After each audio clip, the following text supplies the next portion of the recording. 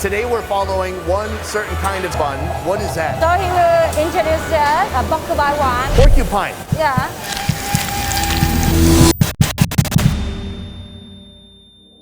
Steamed buns. They're Asia's comfort food, stuffed with an endless array of tempting fillings. It's the perfect snack or a quick meal for on the go. Yeah. In fact, the only thing better than a steamed bun is 10,000 steamed buns.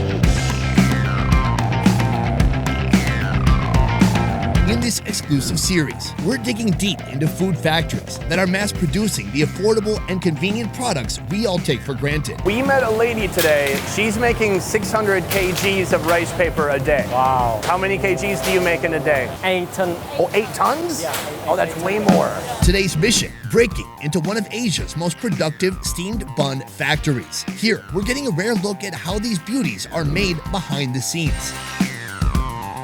Some are savory, some are sweet, and they're all stuffed full of the same thing dreams are made of. Smells good. So how do they do it? How do they create heavenly mouth pleasure on an epic scale? Have you ever seen cooking on this level? No, never. It's wild. I love it. Let's find out. But first, a quick history lesson on these dreamy, steamy snacks.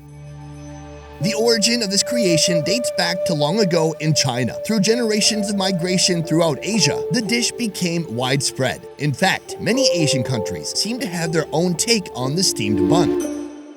The steamed bun, known locally as bánh bao, has been in Vietnam as long as anyone can remember. 30 years ago, this man started his own buns business, taking the entire industry to the next level. Right now we are at Tho Phat factory, and you, sir, are the CEO of Dumplings. Nice to meet you. Meet the man himself, Mr. Tho. Everything you see here all began at a humble alleyway dumpling stall. He and his wife sold pork dumplings, and that's it. Now, this steamed bun behemoth stretches 22,000 square meters, employing hundreds of locals. In one day, how many dumplings do you think you're making? Năm là 10.000. 100,000 products. 100,000. Yeah. Oh my gosh. All this wouldn't be possible without Mr. Tho's entrepreneurial vision, applying new technology to the old traditional method of processing dumplings. These days, they're maintaining the classics while innovating a whole new line of sweet and savory flavors. Salty eggs, bird egg, pork, or sometimes you have monkey.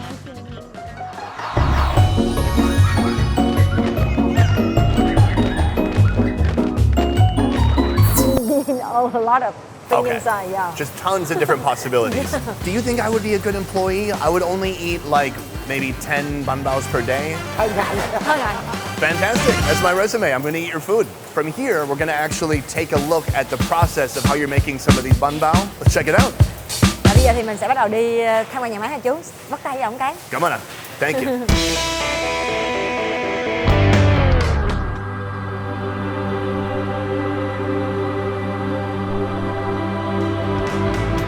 Creating the perfect steamed bun is no joke. It involves long, meticulously engineered processes, hard work, and pinpoint execution, from preparing raw ingredients to mixing and packaging. To help us understand more, Mr. Tung, manager of this facility, will give us an in-depth tour, starting at the birthplace of any bun, the dough mixing room. Here we've come to the dough making room. Can you tell us what happens in here? Về cơ chế thì nguyên liệu nhập vô từ lúc. So basically, all of the flour will be bringing here, and then they will do the measurement. Then they put some other ingredients like yeast, like water, and then they put into the machine. Within 7 minutes, they have this dough. Each of these humongous dough batches can weigh over 30 pounds, making up to 700 buns. After mixing, the dough comes out rough and wrinkly, like how I'm gonna look in a couple of years if I keep eating like this. As it takes a pounding in the flattening machine, the dough becomes smooth and consistent.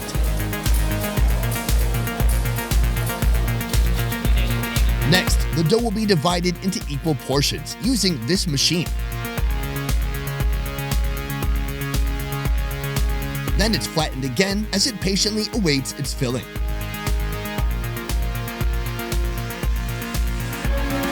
When you think about bánh bao, you think about nice doughy steamed bread, and you think about juicy pork dripping out of it, right? Yeah. This is where all that begins, the pork room. Right now, we're seeing how they make one of their classic savory pork buns. First and most important, the pork.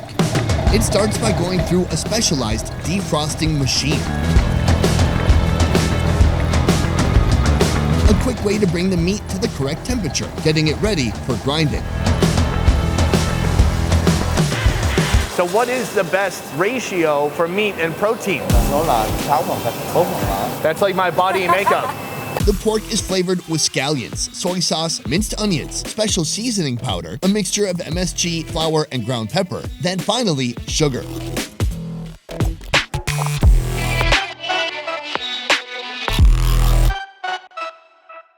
On the assembly line, a massive team of dumpling do-gooders swarms around a conveyor belt to assemble the dumpling ingredients. The pork is divided into smaller portions, then manually placed inside the dough.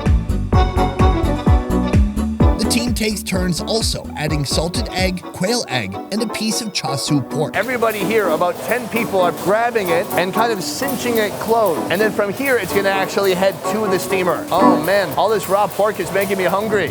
Way more than it should be. After steaming, the buns are packaged, ready to hit the road.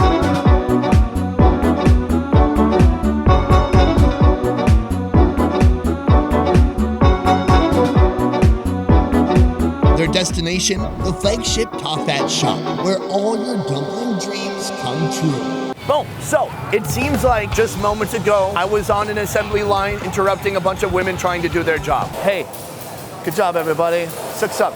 Sucks up. They were trying to make these, actually. Yeah. So here, we're about to reveal the savory, do you know the special name for it? Bánh bao trứng muối xá xíu. Sounds right to me. I have no way to confirm. Okay, well, yeah, I mean, it looks about like what you would expect. Here we go. Ready? Yeah, okay, yeah. So good. I got a whole salted egg in my bite. It's so dry. Okay, I'm gonna try another big bite here. Oh man, that pork is so delicious. It's so juicy. It's that 40% fat that makes it like it's leaking out deliciousness. Yeah. That's pretty much it. I mean, it's pretty simple and delicious. So that's the charming, savory side of steamed buns. But what about the other side? The sweet side. So all kind of the sweet bánh bao is made in here, the filling. Smells good.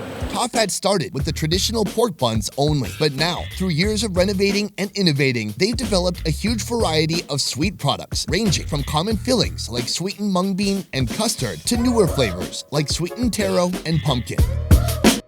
Here, among all these sweet buns, there is one in particular that makes my overweight inner child beam with joy, although the name might mislead you at first. So he will introduce us a porcupine one. Porcupine. Yeah. Are there real pieces of porcupine inside? Tạo hình là hình con nhím, nó có những cái gai gai. Okay. So the special thing about that bun is the custard filling inside. Ah. But the shape is like the porcupine. It has some guy. The making of the custard filling. They start by pouring eggs, sugar, and condensed milk into a giant mixer. After it's all blended together, flour is added to create a smoother texture.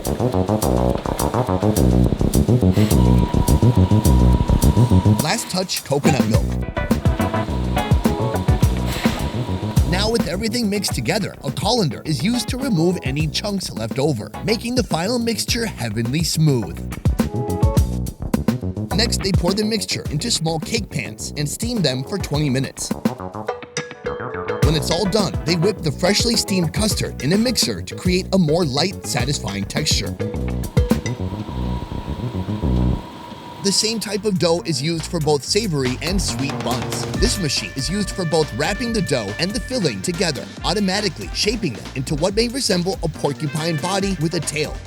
A team of design experts then manually cut the back of the dough ball to create the appearance of porcupine quills. So basically, they cut the tail like this. Oh, the tail becomes the nose? All right, this one is mine. Beautiful, spiky, bold. And then this is hers. And it looks like it's having a bad spine day. Can we ask somebody, hey, is this savable? Or oh, just throw it away in the garbage. Meet their standard. Oh man, we really blew that. Then, the porcupine buns head to the steam room. Usually I go to a steam room when I'm hungover and I'm trying to feel better. This room is divided into 3 separate sections. The yet-to-be-cooked section, The cooking section, where trolleys containing 14 racks steam for exactly 13 minutes. Then, finally, the already cooked section. Everything moves in one direction, heading into the steamer on one side, and once finished, being pulled out the other side, where the trolleys make their way to the cooling room for 1 hour before heading to packaging. Right here, we've reached the end of the line for our little porcupine friends. Using this tool, some kind of edible ink, they create eyeballs for the porcupine, and after that, it's a sentient being, so it's actually quite a burden for the porcupine. It never asked for this life, but here it is nonetheless. After packaging, these little porcupine dudes will be shipped out to supermarkets all over the country, excitedly waiting to be adopted by people and their stomachs. The moment has come. Dessert buns. These are freaking adorable. The next hardest question, do you eat the head first or the butt? Okay, I'd rather have a bun on the side. I'm gonna eat the butt. Cheers. The bread is the same soft, steamy, bunny bread. And then the custard is sweet, but not over sweet. Here's what I like. In the front, it's like a grenade just went off, and now he's crawling to safety. And you're like, Porky, you're gonna be okay. And then you see the backside, and you're like, oh, actually, no, Porky's done for. I'm gonna have another bite. Here's the left cheek. Does it remind you to any other dessert of any other country? Like an Asian steamed bun shaped like a porcupine filled with custard? No, that doesn't remind me of anything. Now you might be wondering, what could possibly be cuter than a porcupine bun?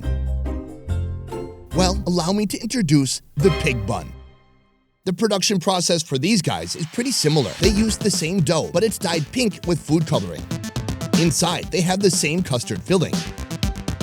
They head into the shaping machine, and the Tho Phat team manually adds on ears before they're steamed and packaged.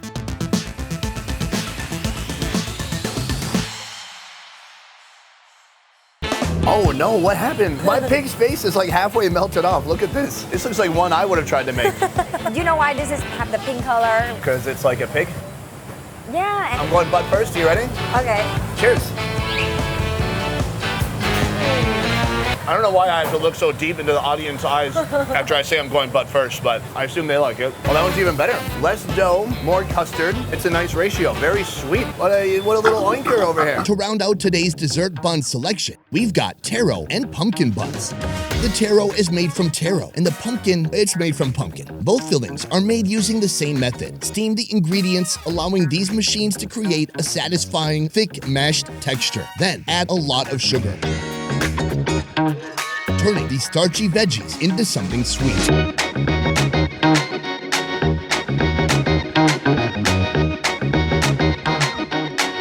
Steam, package, eat. They put a stamp on top. What's it say? It's mean Phuoc. When you eat that, you have your own happiness and have a good fortune. Oh yeah, I hope so. How do you feel? I feel like someone dropped a cup of sugar into some mashed potatoes, and that's what I'm eating. But I think usually when people have this one, they will have a cup of hot tea, so it will balance your taste. Oh, it looks like Thanos' testicle. There's one more uniquely. Wow, there's a lot of ambulances on this street. Because next year is two big hospitals. Oh, it's a popular street to die on. As you can see here, they try to make it a little bit look like the real pumpkin. Oh. This is the color pumpkin, and this is the leaf. Not really smell pumpkin, right? So there's just a hint of pumpkin flavor and maybe almost a little bit of marshmallowy flavor in there too. Pumpkin belongs in soup, not in dessert, but they've put enough sugar in here that I dig it. Boom! Bonus food item. Yeah, you thought we were done? We're not. Not only is that factory making ban bao, they're also making dim sum. Dim sum is a type of traditional breakfast originating in China and slowly amassing popularity around the globe. Let's go back to the factory and take a look. There are potentially hundreds of dim sum dishes, but here in Tho Phat, they specialize in just a few, most notably their hak gao and shumai. We have come to the dim sum wing of the factory here. You are the dim sum manager, yes? Hello? Xin Chao. Meet Mr. Luan. They call him the Shumai Sergeant. He's in charge of what takes place here. I'm curious, is it just an easy and natural transition to go from buns to making this kind of dim sum, hak gao, shumai? So basically, all of the filling inside have the same ingredient with the pork. The skin is just a little bit different. The chewy hak gao dough is made from 4 different types of flour.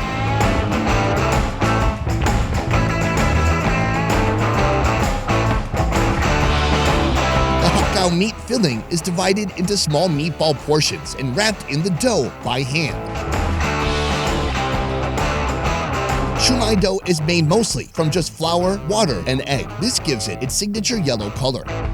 The filling can be made from shrimp or pork. This crafty machine force feeds the filling into each perfectly measured piece of dough, automatically wrapping the dough around the meat in the process. Before serving, the dim sum hit the steamer for 8 to 10 minutes. And we're back, present day, Vietnam. I think what's special about this is it's incredibly inexpensive. For this whole thing here, it's only Khoi! Bao nhiêu tiền em? $33,000. It's less than $1.50. I'm gonna give it a little dip in our sauce here. Cheers. It's not as like robust and incredibly meaty as some highfalutin fancy dim sum place where they have carts and tea and old men reading newspapers, but it's still pretty good. Now this one is somewhat shrimpy, a bit bouncy. The final one, pork hak cao. It looks beautiful. Let's try it out. Somewhat similar pork to the ban bao, but a little bit different seasoning, I think. Yeah. My favorite here out of all these is the shumai. Siu Siumai. Every country says it kind of different. It's got a little pork, got a little shrimp, and a nice little bouncy texture. I have now been to over 5 factories in Vietnam. Tho Phat is got to be one of my favorite, and gosh darn it, I hope more people around the world can experience it. And I believe that someday Tho Phat will have their name on the world map of Bánh Bao. And one day I'm going to show my parents that pumpkin can be a dessert, and after they slap me, they might try it. Mr. Tho's journey is a true rags to riches story. One man started with little more than a recipe and an idea, and through years of persistent effort, he went from an alleyway vendor to one of the biggest producers of steamed buns in Asia. Like any typical entrepreneur, Mr. Tho isn't quite satisfied with where he is now. Are you ever blown away when you just think back to where you started and where you got to now with this company? Chưa được. No. Chưa phải hơn nữa mới được. Oh. As he keeps his vision for the future strong. Mr. Tho has taught me a lot in our short time together, but most of all, I've learned that pumpkin makes a pretty good dessert. Welcome to the Best Ever merch store, where you can check out our brand new designs. Best Ever bandanas in black, white, and red. The Please Send Nudes hoodie, pillow soft fabric with a quality custom graphic inlay. And our street food around the world graphic tee. We're now shipping everywhere around the world. Just visit shopbesteverfood.com or click the link in the description below to get your new merch today. A peace. Boom! Another factory down. I hope you guys had fun. Big handshake for Han. Thank you. Good. Awkward handshake. Check out Han's channel where she's drinking wine, reviewing it, and many other fun things. At least one other fun thing. That is it for this one, guys. Thank you so much for watching. I will see you next time. Do you remember the end? No, Oh, you thought the end is where you just point at me? We point at each other. A peace.